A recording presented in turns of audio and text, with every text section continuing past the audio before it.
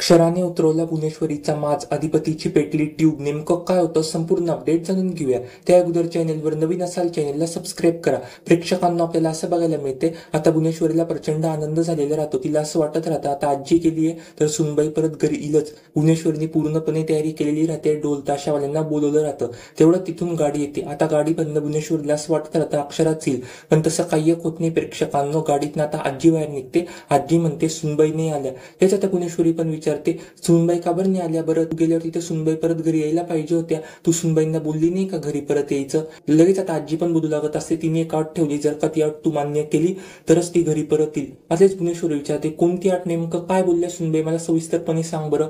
अलेच आजी सगळा घडलेला प्रकार सांगू लागत असते. जर का त्यांनी शाळेचा निर्णय बदलला तर मी पण घरी यायचा निर्णय बदलेल असं अक्षरा म्हटली.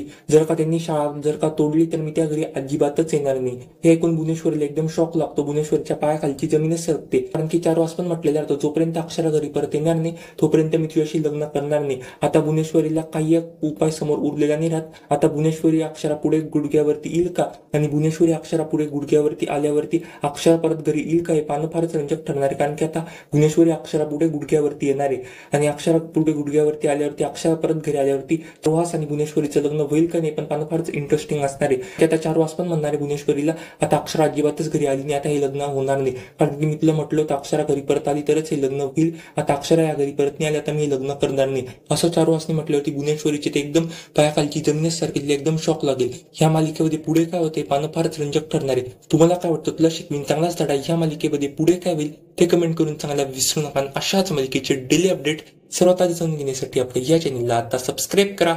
Thanks for watching.